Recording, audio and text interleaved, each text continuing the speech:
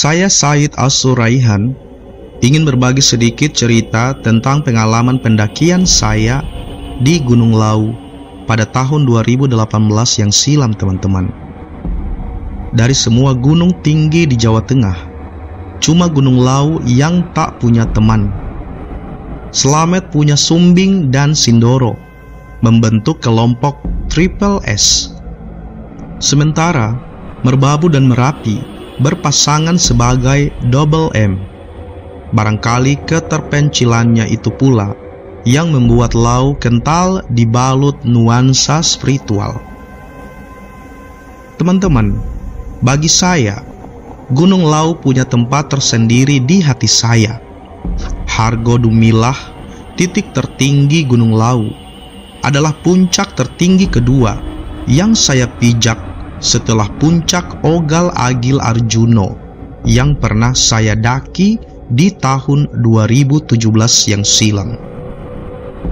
Petualangan saya pertama kali ke Lawu juga sangat berkesan. Akhir bulan Februari tahun 2018, perjalanan dimulai. Saya memulai perjalanan ke Gunung Lawu yang dimulai dari Pare, Kediri. By the way, teman-teman, saya Said Asuraihan. Saya berasal dari Tangerang, Banten. Tetapi kala itu, saya sedang belajar di kampung Inggris Pare, Kediri.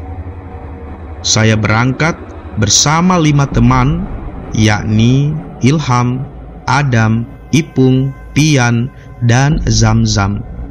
Mereka adalah kawan karib saya semasa saya tengah belajar di sana.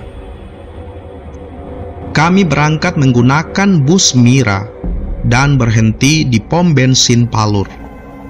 Setelah itu, kami dijemput oleh Bapak Sugeng, yaitu seorang relawan Ceto di sana. Sebelum mendaki, kami bermalam di base camp-nya Lawu Barokah. Keesokan paginya, kami memulai pendakian pada pukul 7 pagi. Sesampai di base camp Simaksi, kami diberi peta pendakian Gunung Lawu via Candi Seto. Selain itu, kami diberi arahan sama bapaknya ketika sampai di Pasar Dieng. Kami harus lewat ke pertengahan antara 2 gapura di sana, lalu mengikuti jalan yang ada, dan nantinya akan bertemu pohon besar tapi rindang. Teman-teman, kami harus berjalan setengah lingkaran di pohon tersebut, dan setelah melewati pohonnya, kami harus menengok ke belakang dengan tujuan agar tahu jalan pulang. Singkat cerita, kami sampai di pos 1. Kami beristirahat dan menyulut beberapa batang rokok di sana. Setelah badan terasa segar kembali, kami melanjutkan perjalanan. Nah, setelah melewati pos 1 ini, teman-teman, mulai ada yang terasa janggal. Pasalnya, saya mendengar suara alat musik Jawa, gamelan, yang sangat merdu. Saya tidak memberitahu teman-teman karena mungkin suara itu berasal dari perumahan warga yang tengah mengadakan pesta pernikahan. Karena posisi kita masih di pos 1, yang mana masih belum terlalu jauh dari perumahan warga setempat. Setelah sampai di pos 2, kami kembali beristirahat dan merebus air untuk menyeduh beberapa bungkus susu kental manis. Dan ketika kami beristirahat, suara gamelan itu kemudian menghilang. Setelah berlama-lama di pos 2, teman-teman, kami melanjutkan perjalanan. Tetapi saya dan Ilham jalan belakangan karena beban kami yang lumayan berat. Jadi langkah kami berdua agak lambat. Nah, ketika saya tengah melanjutkan perjalanan dari pos 2, suara dangdut itu kembali terdengar dengan sangat merdu. Di sana teman-teman, saya mencoba memberitahu Ilham. Dan benar saja, setelah melewati pos 1 tadi, dia merasakan hal yang sama seperti saya. Sampai di pertengahan antara pos 2 dan pos 3, kabut tebal mulai turun disertai gemericik hujan yang membasahi Gunung Lawu itu. Di sana teman-teman, kami berdua berhenti dan membuka jas hujan yang telah kami persiapkan sebelumnya. Semakin lama, hujan semakin deras dan kami tetap melangkah dengan jalur yang licin dan ditemani oleh merdunya suara gamelan tersebut. Sebelum sampai ke pos 3 teman-teman, kami menemukan sumber air dan kami menyempatkan meminum beberapa tegukan air di sana. Dan nggak jauh dari sumber air, nampak pos 3 yang kelihatan samar-samar diselimuti kabut. Sampai di pos 3, kami disambut oleh teman-teman yang sudah menunggu kami. Dan kembali kami menyulut beberapa batang rokok di sana. Karena hari semakin siang teman-teman, kami semua memaksakan menembus dinginnya suhu di Gunung Lawu dengan jas hujan yang agak robek karena kena ranting pepohonan. Sesampainya di pos 4, kami cuma beristirahat sebentar dan 4 teman saya tadi saya persilakan untuk jalan duluan, sedangkan saya dan Ilham tetap berada di barisan belakang. Di tengah perjalanan, hujan pun berhenti. Tetapi kami tidak membuka jas hujan dengan alasan takut hujan kembali mengguyur.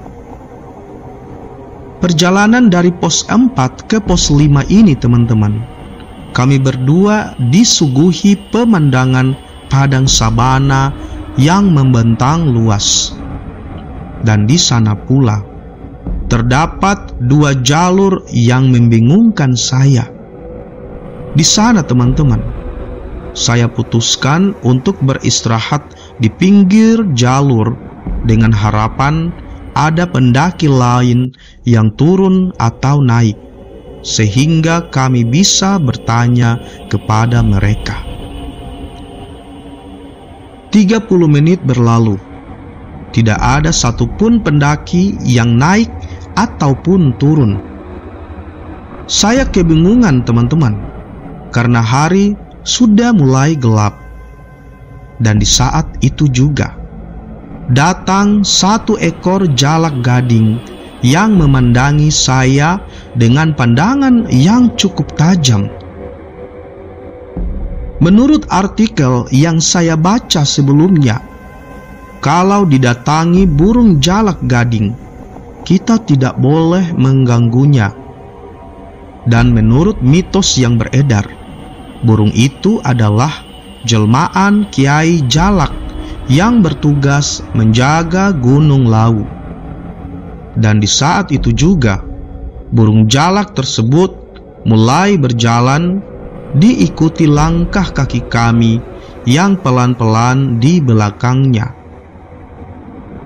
Dia teman-teman menuntun jalan kami, dan yang dilalui adalah jalur yang kanan. Tidak berapa lama, burung jalak itu pergi dan bertengger di ranting pohon di pinggir jalur. Nampak pos 5 di hadapan saya, dan terdapat 1 tenda yang tengah berdiri di sana. Kami berdua mengucapkan terima kasih kepada burung jalak tadi menggunakan bahasa Jawa matur suwun, dan kami beristirahat di pos 5 beberapa menit. Anehnya teman-teman, suara gamelan tadi masih jelas terdengar di gendang telinga. Beberapa menit berselang, kami berdua melanjutkan perjalanan karena camping area sudah menanti di depan. Dan setelah menempuh perjalanan selama 1 jam 30 menit, kami berdua sampai di Gupak Menjangan, yaitu camp area, dan 2 tenda telah berdiri di dekat genangan air di sana. Rupanya itu adalah 4 teman kami yang telah sampai lebih dahulu. Di Gupak Menjangan, suara gamelan itu masih terdengar cukup jelas, dan saya hanya menghiraukannya dan bersiap untuk memasak beberapa potong makanan. Teman-teman, malam pun tiba. Tepat pada pukul 10 malam, saya dan Ilham yang masih terjaga karena sedang menggoreng kentang, tiba-tiba mendengar suara aneh. Suara itu sangat jelas terdengar, tetapi saya tidak tahu itu suara apa, karena baru mendengar suara seperti itu untuk pertama kalinya. Kami hanya berdoa kepada Allah Subhanahu wa Ta'ala supaya tidak terjadi apa-apa.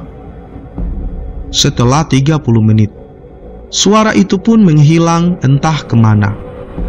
Saya dan Ilham lalu bersiap untuk tidur dan melanjutkan perjalanan di pagi buta.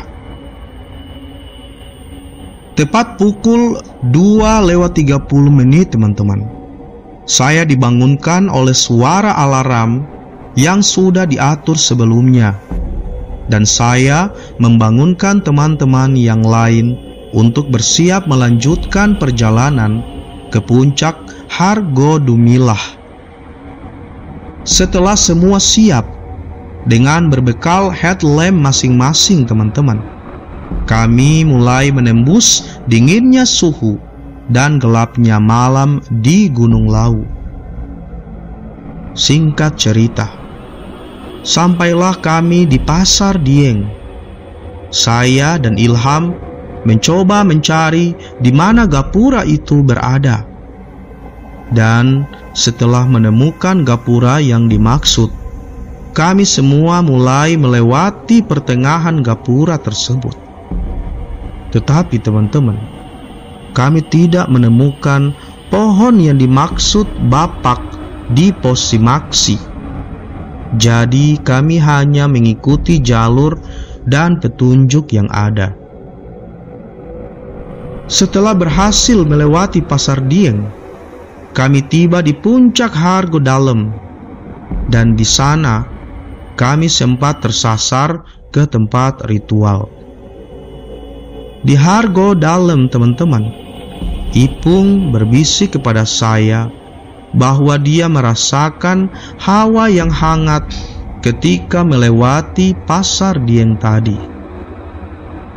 Tidak berselang lama, kami melanjutkan perjalanan menuju titik tertinggi Gunung Lawu, yakni puncak Hargodumilah yang memiliki ketinggian 3.265 meter di atas permukaan laut. Alhamdulillah teman-teman, tidak terjadi apa-apa, dan mentari menyambut kedatangan kami di puncak Hargodumilah.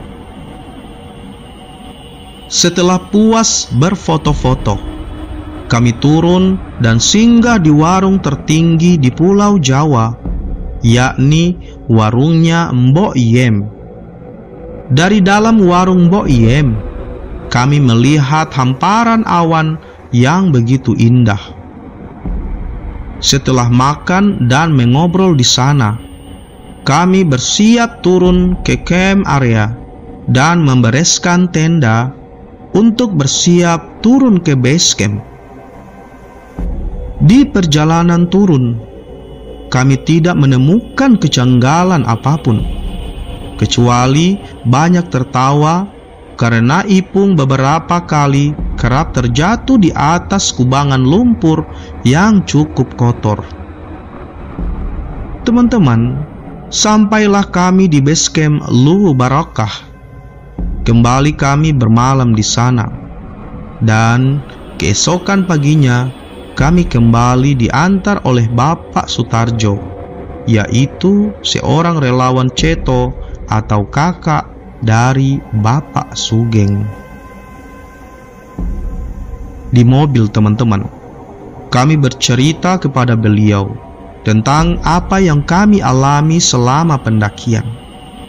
Dan beliau hanya tertawa, karena memang setiap pendaki biasanya akan diiringi suara seperti itu ketika melewati pos 1. Dan Bapak Sutarjo juga bercerita bahwa di pos 2 dan di sumber air sebelum pos 3, di sana ada sosok wanita cantik yang memakai seragam SMA dan umurnya sudah beratus-ratus tahun. Bapak Sutarjo sendiri pernah bertemu dia di sumber air sebelum pos 3. Dan ketika bertemu dengan Bapak Sutarjo, dia, si hantu wanita SMA itu, sedang mencuci baju. Setelah bercerita panjang lebar, teman-teman, sampailah kami di tempat pemberhentian bus. Dan tidak lama, bus yang kami tunggu datang dan kami mulai naik. Setelah itu, kami tidak sadarkan diri karena terlalu capek, sehingga tertidur pulas di dalam bus. Sekian cerita tentang pendakian Gunung Lawu. Cerita ini merupakan kisah mistis yang dikutip dari kompasiana.com. Semoga teman-teman suka dengan cerita ini dan bersedia untuk mendukung pengembangan channel ini agar mampu berkembang lebih baik, lebih maju, bermanfaat, mengedukasi, serta menghibur teman-teman semua dengan men-like, men-subscribe, serta men-share atau membagi video atau channel Kakak Jo melalui media sosial, teman-teman. Terima kasih, teman-teman. Sampai jumpa.